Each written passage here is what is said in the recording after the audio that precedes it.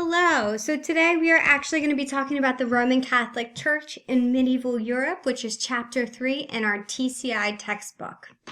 One thing you need to understand is that the Catholic Church was the center of life in medieval Western Europe. It was a daily presence, literally from birth till death. Christian belief was so widespread during this time that the historians sometimes call the Middle Ages the Age of Faith.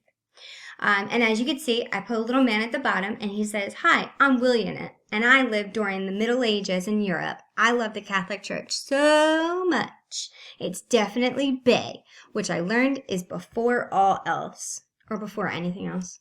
Now I forget. All right, so we have the Pope is the leader.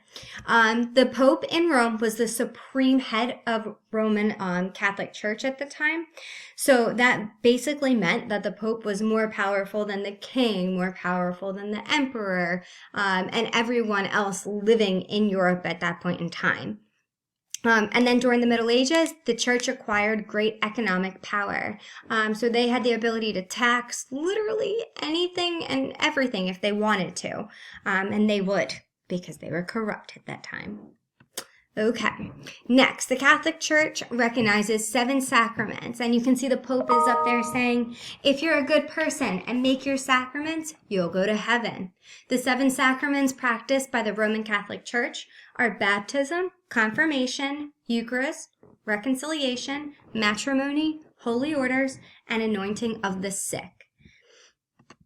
All right, so some more information that you need to know about the Roman Catholic Church in the Middle Ages is that it was absolutely 100% the center of life in medieval Western Europe. The church provided the hope of an afterlife, and that this hope that they provided gave the church power. So people thought like, all right, when I die, I want to go to this good afterlife. I want to go to heaven. So they basically did whatever the church said in order to make it to heaven. There was a lot of different roles within the Catholic Church and in the society.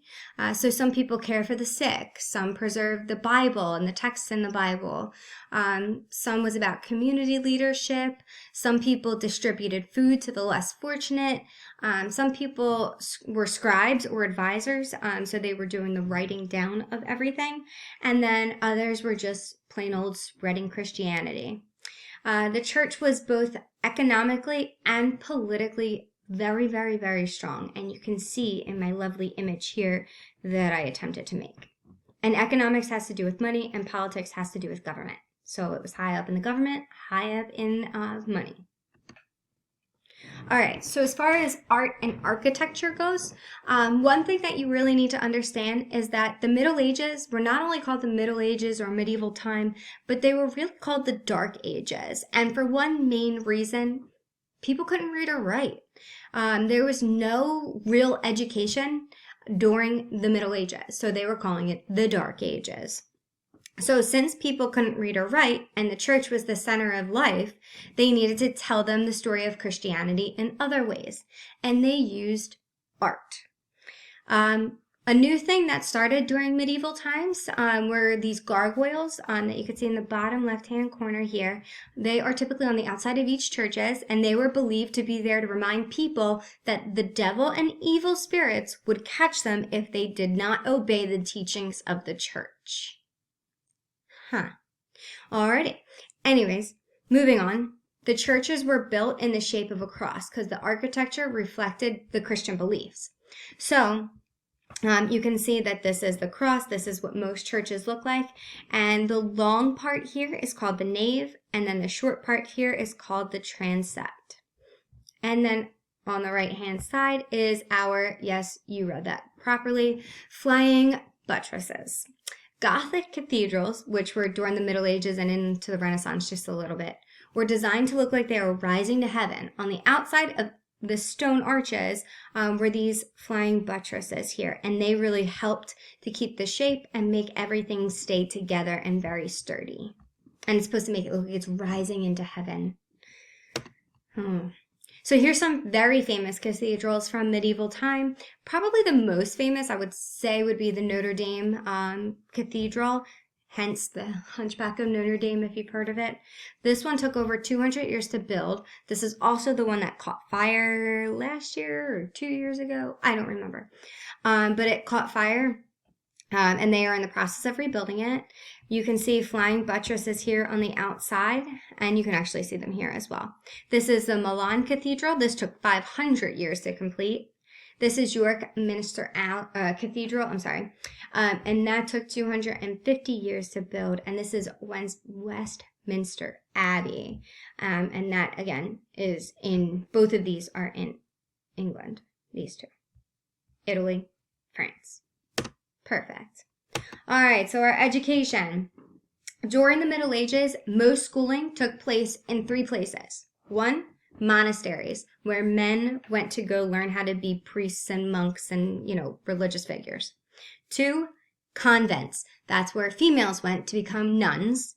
And 3, cathedrals, because why else would it be anything other than religion-based?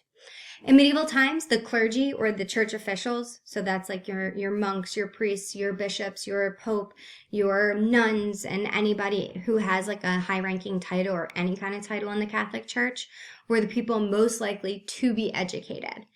Starting in the 1200s, cathedral schools gave rise to universities.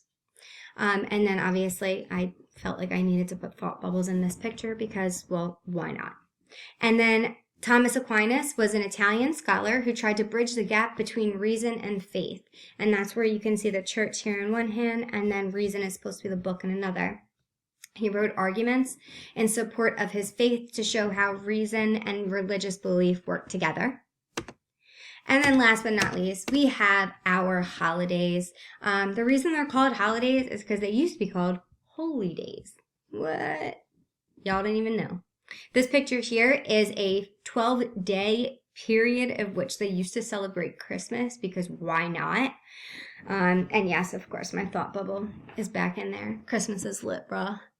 Medieval Europeans enjoyed many festivals and fairs that marked important days of the year. Christmas is the day when the Christians celebrate the birth of Jesus, and then Easter is the day when they celebrate the resurrection. All right, I think that's it for this. Hopefully I did justice to the church in the Middle Ages. If you have any questions, feel free to let me know.